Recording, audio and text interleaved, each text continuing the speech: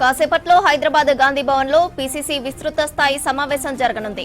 PCC chief Mahesh Kumar Goud అధ్యక్షతన జరగనున్న భేటీకి CM Revanth Reddy, incharge Meenakshi Natarajan సహా ముఖ్య లీడర్లు అటెండ్ అవనున్నారు. జాతీయ ఉపాధి హామీ పథకంలో మహాత్మాగాంధీ పేరు మార్పుపై చేపట్టాల్సిన ఆందోళన కార్యక్రమాలపై చర్చించనున్నారు. దీంతో పాటు డీసీసీ కార్యవర్గ కూర్పుపైన చర్చించనున్నట్లు మహేష్ కుమార్ గౌడ్ తెలిపారు. మున్సిపల్ ఎన్నికలు రానుండడంతో వార్డుల వారీగా సామాజిక సమీకరణాలపై చర్చించనున్నారు. ఒక్కో వార్డుకి 5 నుంచి 7 పేర్లు ఇవ్వాలని డీసీసీలకు ఆదేశాలు ఇవ్వనుంది పార్టీ. కాసేపట్లో హైదరాబాద్ గాంధీ భవన్ లో పీసీసీ విస్తృత స్థాయి సమావేశం జరగనుంది. పీసీసీ చీఫ్ మహేష్ కుమార్ గౌడ్ అధ్యక్షతన జరగనున్న భేటీకి సీఎం రేవంత్ రెడ్డి, ఇన్ఛార్జ్ మీనాక్షి నటరాజన్ సహా ముఖ్య లీడర్లు అటెండ్ అవనున్నారు.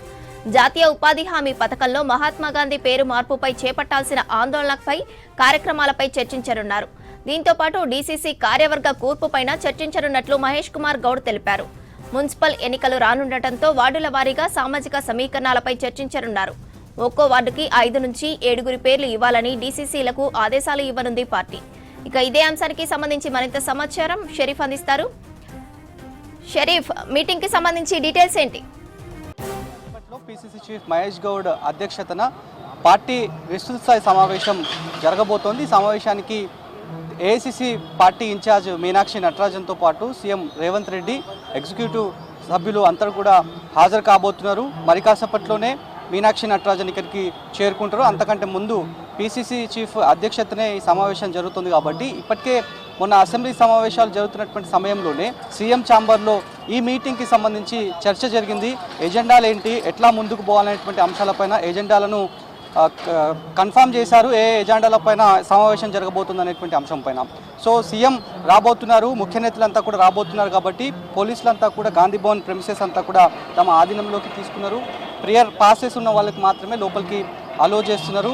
ఎవరైతే ఎగ్జిక్యూటివ్ మీటింగ్కి అటెండ్ అవుతున్నటువంటి వాళ్ళు ఉన్నారో వాళ్ళకు ముందుగానే సమాచారాన్ని పీసీసీ నుంచి అందింది. ఆ సమాచారం అందుకున్న వాళ్ళు మాత్రమే లోపలికి అనుమతిస్తారు.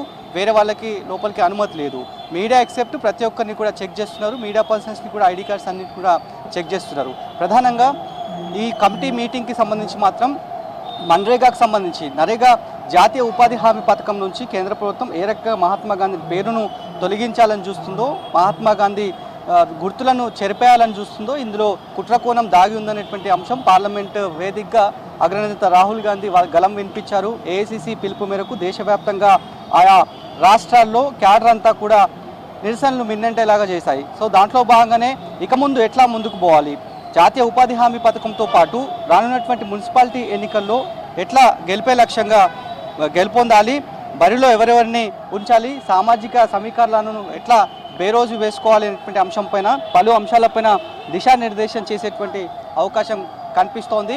మరోవైపు ఇప్పటికే పీపీటీకి సంబంధించి ఏదైతే కృష్ణా నదీ జలాల అంశంలో పీపీటీని అసెంబ్లీలో ఏర్పాటు చేశారు, అంతకంటే ముందు ప్రజాభవన్లో ఏర్పాటు చేశారు.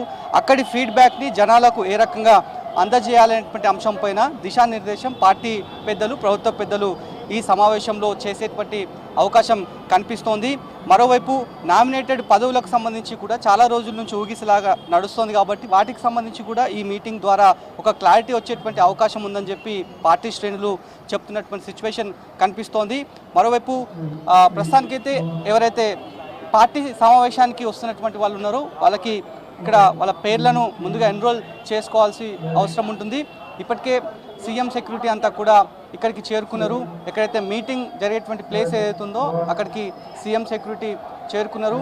ఈ రకంగా మీటింగ్కి వచ్చే వాళ్ళంతా కూడా ముందుగా అక్కడ పేర్లు ఎన్రోల్ చేసుకొని లోపలికి వెళ్ళేటువంటి అవకాశం ఉంది. ఇక సీఎం రేవంత్ రెడ్డి సరిగ్గా 12 గంటల సమయంలో వచ్చేటువంటి అవకాశం ఉన్నట్టుగా కూడా తెలుస్తోంది.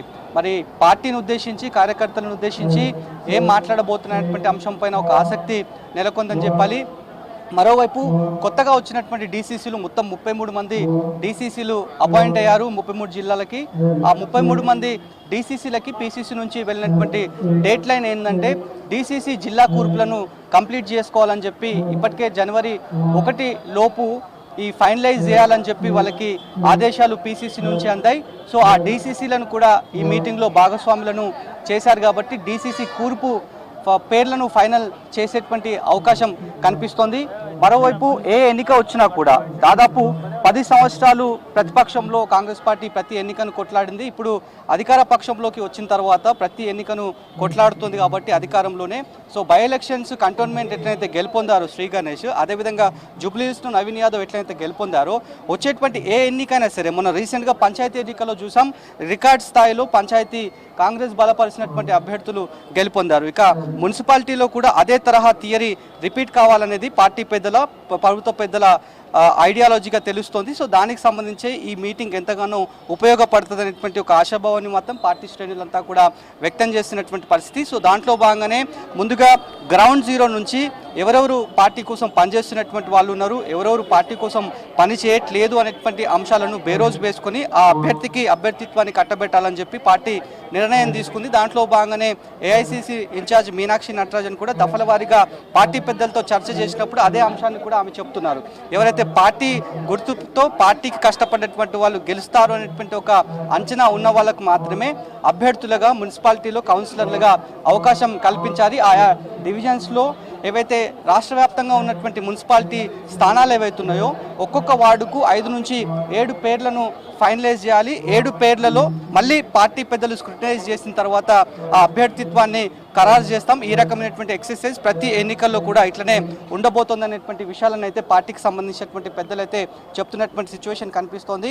సో ఈ ఎగ్జిక్యూటివ్ మీటింగ్ మాత్రం ఎంతగానో క్యాడర్కి బూస్టప్ ఇచ్చేటువంటి ఛాన్సెస్ చాలా వరకు ఉన్నాయనేటువంటి అంశాలను అయితే పార్టీ శ్రేణులు అయితే చెప్తున్నారు. మరి కాసేపట్లోనే ఈ సమావేశానికి ఏఐసిసి ఇన్ఛార్జ్ మీనాక్షి నటరాజన్ హాజరు కాబోతున్నారు. అంతకంటే ముందు ఎమ్మెల్యే క్వార్టర్స్లో ఆల్రెడీ అందుబాటులో ఉన్నటువంటి కార్యకర్తలతో ఆమె మీటింగ్ని కాల్ఫర్ చేశారు. ఆ మీటింగ్ కంప్లీట్ చేసుకున్న తర్వాత, ఆ మీటింగ్ అయిపోయిన తర్వాత ఇక్కడి గాంధీ భవన్లో ఇందిరాభవన్ ప్రెమిసెస్లో జరుగుతున్నటువంటి మీటింగ్ సమావేశానికి హాజరయ్యేటువంటి అవకాశం ఉంది. అరౌండ్ 12 o'clockకి సీఎం రేవంత్ రెడ్డి వచ్చేటువంటి ఛాన్సెస్ ఉన్నాయి. Over to studio.